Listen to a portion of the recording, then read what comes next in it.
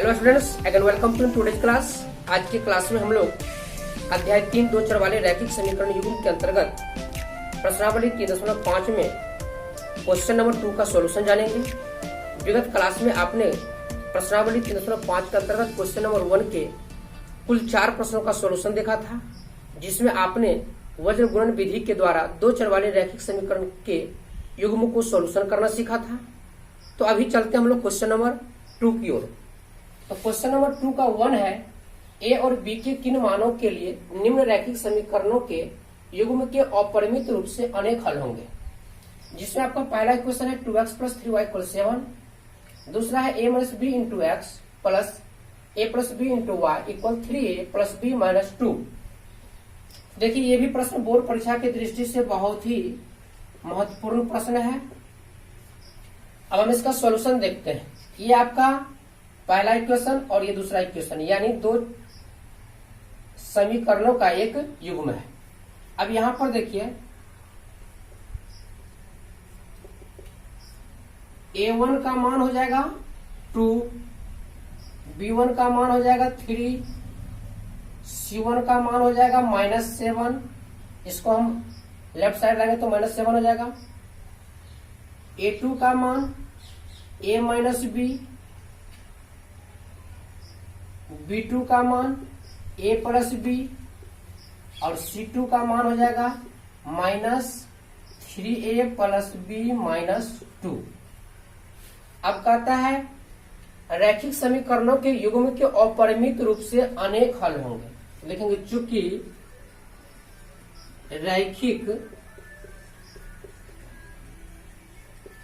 समीकरणों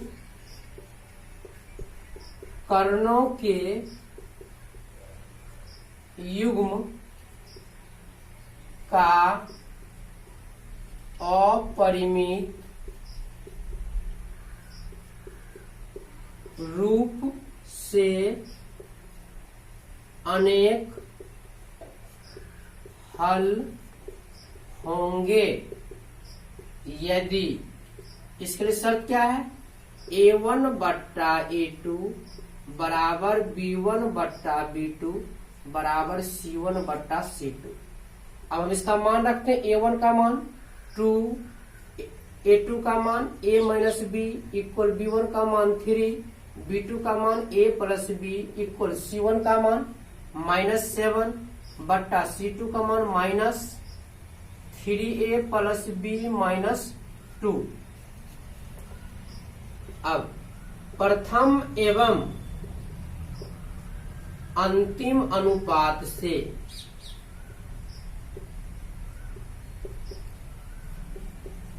अब देखिए, पहला अनुपात है 2/a - b इक्वल, अंतिम अनुपात है -7/-3a + b - 2।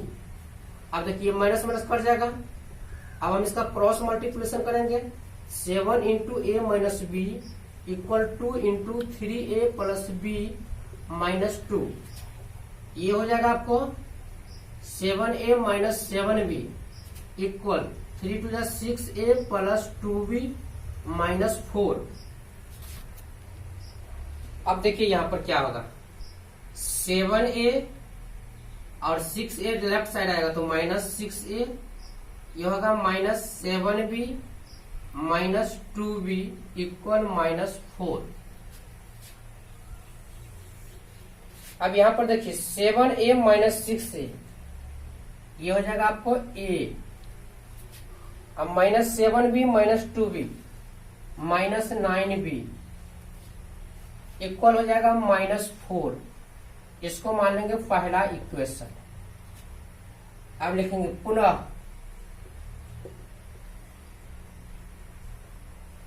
द्वितीय एवं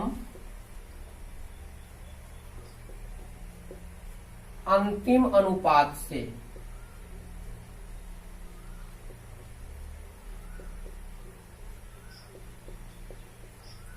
अब देखिए, दूसरा है आपको 3/a + b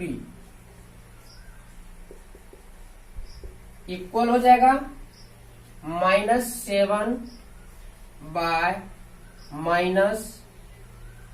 3a plus B minus 2। ये देखिए दूसरा है 3/a plus B equal -7/-3a plus B minus 2। यानी हमने दूसरा और अंतिम अनुपात लिया, माइनस से माइनस कर जाएगा। अब इसका हम क्रॉस मल्टीप्लिकेशन करते हैं, क्या होगा 7 into a plus B equal 3 into 3a plus B minus 2। या 7 को a से मल्टीप्लाई करेंगे, 7a plus 7b equal 9a plus 3b minus 6। या ये हो जाएगा आपको 7a minus 9a plus 7b minus 3b equal minus 6। या 7a में से 9a जाएगा माइनस 2a, 7b में से 3b जाएगा प्लस 4b इक्वल हो जाएगा माइनस 6। इसको मान लेंगे समीकरण सेकंड। अब आपका ये पहला समीकरण है और ये दूसरा समीकरण है। अब दोनों समीकरण को हम सॉल्व करेंगे, चाहे आप ग्राफी विधि से सॉल्व करें या प्रतिस्थापन विधि से सॉल्व करें या वज्र गुणन विधि से सॉल्व करें या विलोपन विधि से सॉल्व करें। लेकिन आप एक बात जरूर याद रखेंगे, अभी तक दो चर वाले रैखिक समीकरण के युग्म को सॉल्व करने का जो भी आपने 4 तरीका जाना है, ग्राफी विधि, प्रतिस्थापन विधि, विलोपन विधि, वज्र गुणन विधि, इन चारों विधि में सबसे सरल और सहज विधि आपका विलोपन विधि है। तो आप जब तक आपको कोई स्पेशल विधि से मान निकालने के लिए नहीं कहा जाता है तो आप विलोपन विधि से निकाल देंगे। तो यहाँ पर हमको कहीं नहीं लिखा हुआ है कि प्रतिस्थापन विधि से सॉल्व करें या विलोपन विधि से सॉल्व करें या ग्राफी विधि से सॉल्व करें या वज्र गुणन विधि से सॉल्व करें। तो आप किसी भी विधि से निकाल सकते हैं। तो हम सबसे आसान विधि विलोपन विधि के माध्यम से इसका मान निकालते हैं। तो विलोपन विधि से मान निकालने के लिए हम क्या करते थे, किसी एक को अगर ए का मान पहले निकालेंगे तो बी को विलुप्त करेंगे, बी का मान पहला निकालेंगे तो ए को विलुप्त करेंगे। तो हम सबसे पहले ए का मान निकालते हैं तो बी को विलुप्त करेंगे। तो बी को विलुप्त करने के लिए क्या करेंगे, समीकरण फर्स्ट में देखिए बी का गुणक 9 है और सेकंड में बी का गुणक 4 है। तो दोनों के गुणक को अदला बदली करके समीकरण में क्या करेंगे, गुणा कर देंगे। यानी क्या हो जाएगा, समीकरण first into 4 plus second into 9 से। अब यहाँ पर देखिए दोनों का चिन्ह विजातीय है, इसलिए मैंने प्लस कर दिया।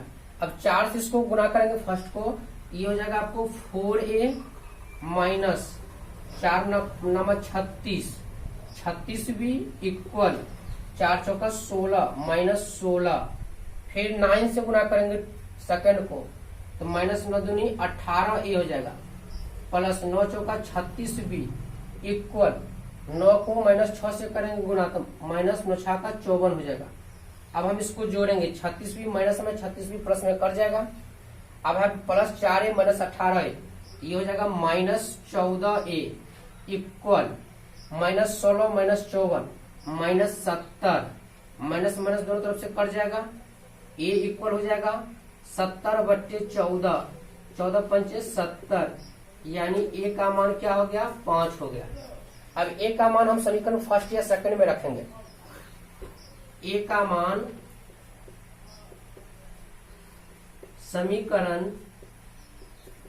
फर्स्ट में रखने पर, जब a का मान फर्स्ट में रखेंगे तो पहला समीकरण a माइनस 9b है, ये हो जाएगा आपको 5 माइनस 9b इक्वल माइनस 4, या माइनस 9b इक्वल हो जाएगा माइनस 4 माइनस 5, या b इक्वल हो जाएगा माइनस 9 बाय माइनस 9 कट जाएगा 1, यानी b का मान कितना निकल गया 1। इस प्रकार आपने क्या देखा, a का मान कितना निकला 5 और b का मान 1। तो a का मान हो जाएगा 5 और b का मान क्या हो जाएगा 1। यही दोनों आपका हो गया आंसर। तो अब कहता है a और b के किन मानों के लिए निम्न रैखिक समीकरण के युग्म के अपरिमित रूप से अनेक हल होंगे। यानी जब a का मान 5 और b का मान 1 आएगा तो इन दोनों समीकरणों का जो युग्म दिया हुआ है इसका अपरिमित रूप से अनेक हल होंगे। ये हुआ आपका क्वेश्चन नंबर 2 के 1 का सॉल्यूशन। अब हम क्वेश्चन नंबर 2 के 2 का सॉल्यूशन देखते हैं। तो क्वेश्चन नंबर दूसरा है के किस मान के लिए निम्न रैखिक समीकरणों के युग्म का कोई हल नहीं है। 3x + y = 1 और दूसरा समीकरण है 2k - 1 × x + k - 1 × y = 2k + 1। ये भी क्वेश्चन जो है आपको बोर्ड परीक्षा की दृष्टि से बहुत ही महत्वपूर्ण प्रश्न है। इसका सॉल्यूशन हम देखते हैं। तो पहला समीकरण है 3x + y = 1। इससे a1 का मान हो जाएगा 3, b1 का मान हो जाएगा 1 और c1 का मान हो जाएगा -1, क्योंकि 1 जो है लेफ्ट साइड आएगा तो माइनस हो जाएगा। a2 का मान हो जाएगा 2k - 1, b2 का मान हो जाएगा k - 1 और c2 का मान हो जाएगा -2k + 1। अब कहता है रैखिक समीकरण के युग्म का कोई हल नहीं है, तो लिखेंगे चूंकि रैखिक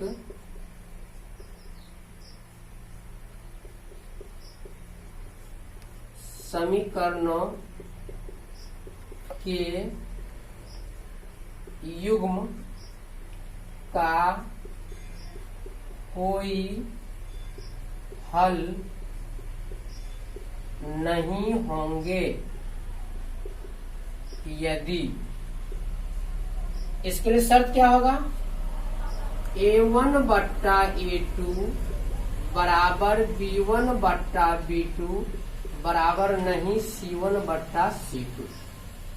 अब इसका मान रखते हैं। a1 का मान कितना है 3, a2 का मान 2k - 1 इक्वल हो जाएगा b1/b2, b1 का मान 1 और b2 का मान k - 1 इक्वल हो जाएगा c1/c2, c1 का मान -1 बाय c2 का मान -2k + 1। अब देखिए हमें k के किस मान के लिए k का मान निकालना है। तो प्रथम 2 अनुपात से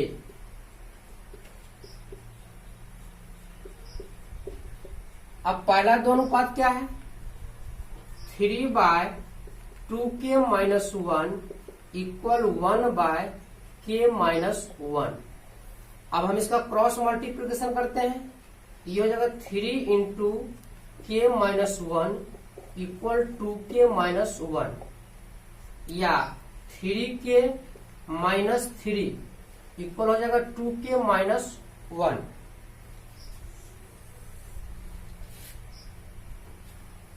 या अब देखते हम सजातीय पद को एक साथ करते हैं। 3k लेफ्ट साइड में है तो यह जगह 3k, राइट साइड में आपको 2k है तो लेफ्ट के तरफ आएगा तो -2k हो जाएगा इक्वल राइट साइड में -1 है और लेफ्ट साइड का -3 राइट साइड जाएगा तो +3 हो जाएगा। या 3k में से 2k जाएगा k इक्वल -1 + 3 2, यही k का मान क्या हो जाएगा 2 हो जाएगा। कहता है k के किस मान के लिए निम्न रैखिक समीकरण के युग्म का कोई हल नहीं होगा। यानी k का मान जब 2 होगा ये जो आपको रैखिक समीकरण युग्म दिया हुआ है इसका कोई हल नहीं होगा। इसलिए आंसर क्या आ जाएगा k = 2। ये वो आपका क्वेश्चन नंबर 2 के 2 का सॉल्यूशन। तो बोर्ड परीक्षा की दृष्टि से ये भी प्रश्न आपका बहुत ही इंपॉर्टेंट प्रश्न है। दोनों को अच्छी तरह से आप सॉल्व करना सीख जाएंगे, क्योंकि इन दोनों प्रश्नों को परीक्षा में पूछने की चांसेस ज्यादा रहती है। अब देखिए क्वेश्चन नंबर 3 है, निम्न रैखिक समीकरण के युग्म को प्रतिस्थापन एवं वज्र गुणन विधि से हल कीजिए। किस विधि को आप अधिक उपयोगी मानते हैं। अब देखिए तीसरा का समीकरण दिया हुआ है आपको 8x + 5y = 9। ये पहला समीकरण आपका है। और दूसरा समीकरण है 3x + 2y = 4। ये आपका सेकंड इक्वेशन है। अब देखिए ये कहता है इन दोनों इक्वेशन को सॉल्व करने के लिए यानी x और y का मान निकालने के लिए किस किस विधि से, तो प्रतिस्थापन विधि से। तो तो प्रतिस्थापन विधि से आपको हमने मान निकालना सिखाया था, उस विधि से भी आप निकाल लेंगे। फिर कहता है वज्र गुणन विधि से भी सॉल्व करें, तो वज्र गुणन विधि से भी आप जो सूत्र एक्स और वाई के लिए जो फॉर्मूला दिया हुआ था उस पर रख करके आप मान निकालेंगे। और मान निकालने के बाद अब आपको विचार करना है कि दोनों में से कौन सी विधि सबसे उपयुक्त विधि है। तो आप पहले प्रतिस्थापन विधि से मान निकालेंगे, फिर उसके बाद वज्र गुणन विधि से मान निकालेंगे, और निकालने के बाद आपको यह देखना है कि दोनों विधि में से कौन विधि आपको अच्छा लगा। तो बनाने के बाद आप विचार करते हुए आपको जो विधि अच्छा लगेगा आप उस विधि में लिख देंगे। अगर आपको वज्र गुणन विधि अच्छा लगा तो आप लिखेंगे कि हमें वज्र गुणन विधि अच्छा लगा, यानी वज्र गुणन विधि सबसे अधिक उपयुक्त है। यदि आपको प्रतिस्थापन विधि अच्छा लगा तो आप लिख देंगे प्रतिस्थापन विधि सबसे अधिक उपयुक्त है। तो इस तरह से आप क्वेश्चन नंबर 3 को आप निश्चित रूप से सोल्यूशन कर लेंगे। एक बार प्रतिस्थापन विधि से हल कर लेंगे, फिर उसको वज्र गुणन विधि से हल कर लेंगे, और उसके बाद जो विधि आपको उपयुक्त लगेगा उसके बारे में लिख देंगे यह विधि सबसे अधिक उपयुक्त है। अगले क्लास में हम लोग क्वेश्चन नंबर 4 में भाषिक टाइप का प्रश्न दिया गया है उसका सोल्यूशन जानेंगे। आज की क्लास में बस इतना ही।